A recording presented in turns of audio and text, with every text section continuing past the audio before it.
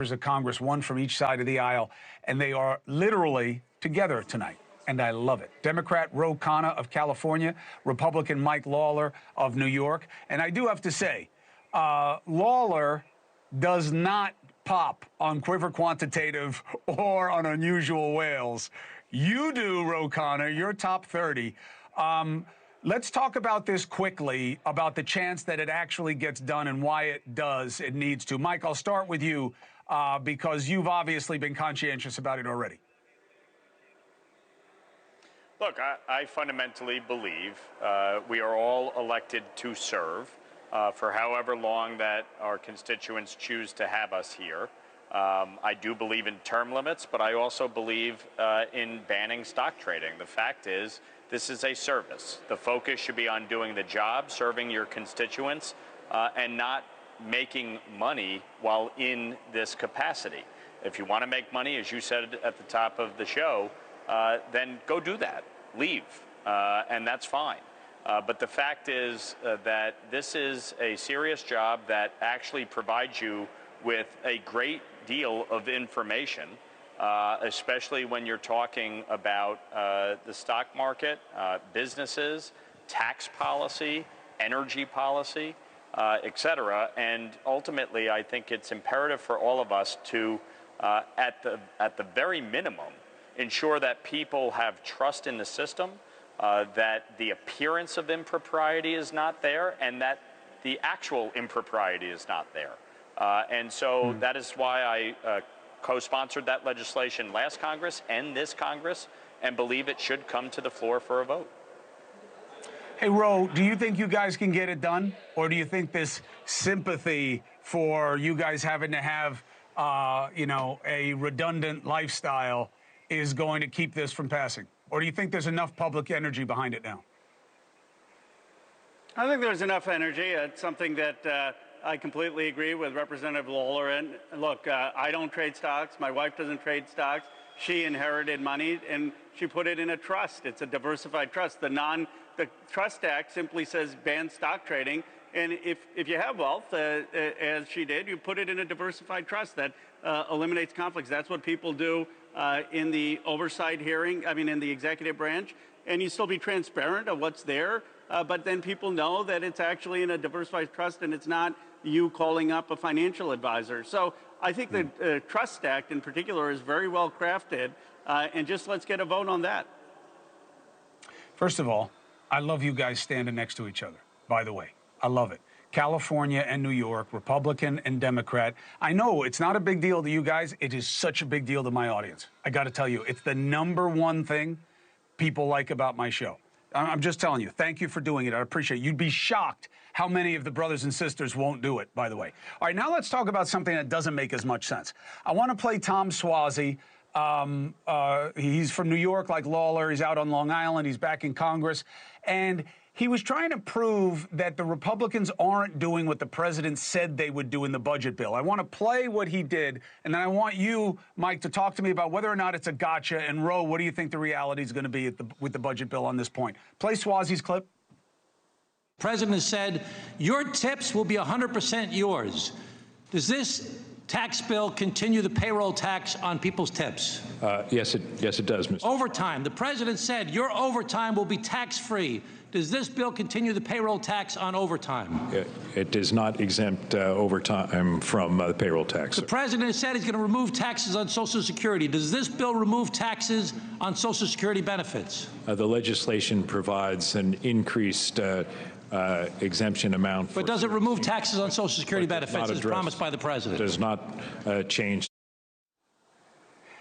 Now, there's a yeah but on all this stuff. But, Mike, it's not the clean kill that we were told it was going to be. Are you okay with that?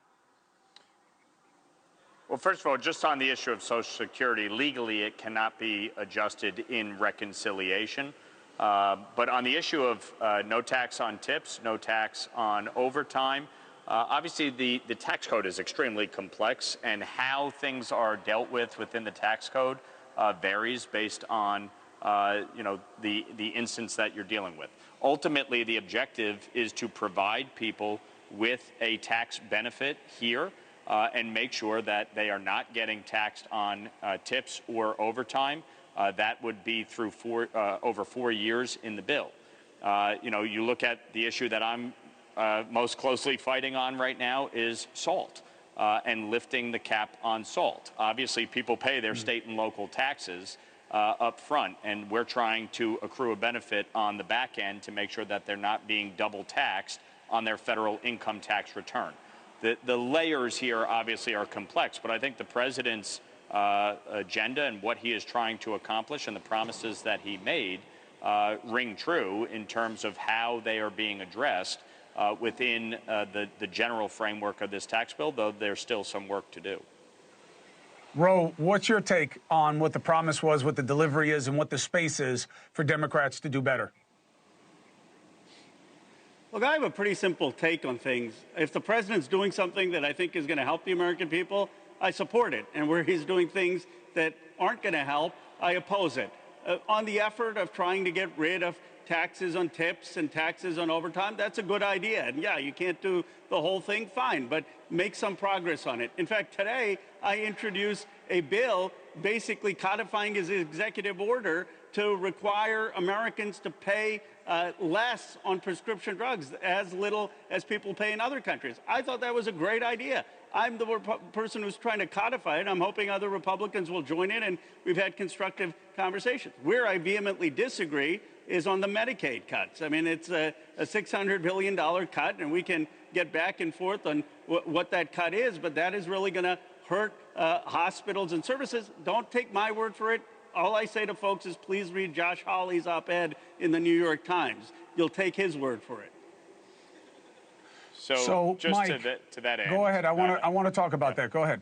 Go ahead. Yeah, so just to that end, to the point that I've made repeatedly throughout this process, I will not support cuts to eligible beneficiaries in any way. And so as we have worked through this, I and others have been able to fight back against any effort to lower the FMAP floor, enact per capita caps, enact block grants, dish cuts, or any major changes that would directly impact eligible recipients. However, that doesn't mean that there aren't problems with the program. Over the next 10 years, we're talking about spending $86 trillion.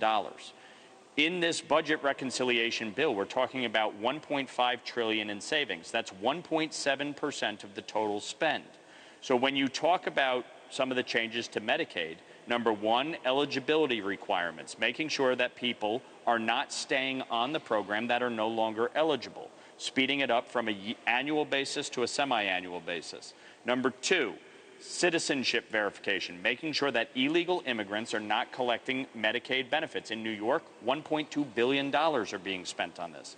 Number three, work requirements, making sure that able-bodied adults on the expansion population who do not have dependent children are trying to work a total of 80 hours a month. Whether it's work, whether it's going to school, whether it's volunteering, some level of engagement to receive a benefit. Medicaid is a means-tested program. It is not meant to be there for life. Unless you really need it, if you're in the IDD community, seniors, children, single mothers, but that is the traditional Medicaid population. We're talking about the expansion population and making sure that people are working as part of receiving this care. Chris, if I could just say something, and look, go ahead. I agree. Mike helped kill more extreme versions where they wanted to cut even more, and I'm glad he killed the most extreme versions. But if you read Josh Hawley's op-ed that came out criticizing the House Republican budget, it says this is the largest cut in the Medicaid program. And the one thing he didn't talk about is they're going to cut $600 billion by freezing the provider tax. Basically, the states charge a tax to hospitals that then the federal government reimburses them for. It's $600 billion. They're not going to have that money, and they should just be honest about That's it. not Like $600 billion that's 600. on the CBO, tax? the No. Congressional Budget Office. No, look. The Congressional Budget Office said that. Josh Hawley said that. And this is going to. If you read Hawley's op-ed, I didn't interrupt you. If you read Hawley's op-ed, he says it's going to close rural hospitals. It's going to lead to less services in physical therapy and mental health. He talked about a mom whose daughter relies on feeding tubes, and he said it's going to be a calamity for that family. And I hope every conservative, unless you don't think Josh Hawley's conservative, Josh Hawley's honest. He's telling you what the cuts are going to be. Well, he did say, Mike, that he doesn't think the president's going to sign this because of these kinds of moves. Go ahead. I'll give you the last word. No, and we have continually been working through all of these issues. The bill is not final. I and others continue to have discussions with leadership with respect to some of the concerns around Medicaid. The provider tax, one of the changes that was talked about was changing it from 6% to 5%. I and others blocked that from happening.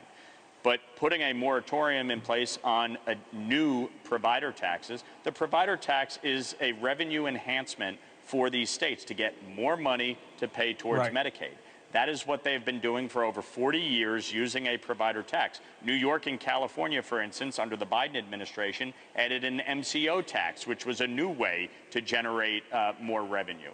These are some of the things that we're working through. I and others have been pushing back to make sure that people are not losing their benefits, but that doesn't mean that there aren't serious reforms that have to be made. Yeah, I hear you. Especially when you're talking about, as I did, the fact that $1.2 billion is spent in New York on illegal immigrants. Listen, I'm with you. I just wish that instead of talking about Medicaid, we were talking about the Department of Defense. I wish you guys would go through it and see what is as necessary. The Department of Defense needs a complete overhaul. It needs I know, but why not start there? No question. Why not start there? It's so much less vital. By the way, that's what the Department of Government Efficiency is going through. That I definitely believe during the just don't know why it wasn't first. That's all I'm saying. Fiscal year 26, there will be a big But opportunity. they've increased. I said to Elon, cut defense. They've added $150 billion to defense. First time it's over $1 trillion on the defense budget. There are immediate issues that need to be dealt with in the Defense Department, which was allowed to dither under Joe Biden. You have to be able to have a strong national defense over the long haul this year and through the appropriations process and rescissions. We will be able to make significant reforms I'm with and you. cuts. I'm with you. I'm just saying they haven't even recommended. Mike, all I'm saying is nothing's gotten lighter treatment from DOJ than the DOD. And they're the only ones that fails every time anybody does an accounting of the place. And I get that we need a strong defense. I've been with the fighting men and women. They've kept me alive in theater. I know what they do. But the idea that, we're in some crisis point with our spending on defense is a little hard to take. But I appreciate your arguments. Ro, I appreciate yours as well. Mike Lawler from New York, Ro Khanna from California. I love you having this conversation for my audience together. God bless you both. To be continued. Thanks. Thank you. Look at him. Look at him. So nice, like a painting. 4 minutes. Thank you for watching. Subscribe below and download our NewsNation app right now on your phone, and you will get fact-based, unbiased news for all Americans.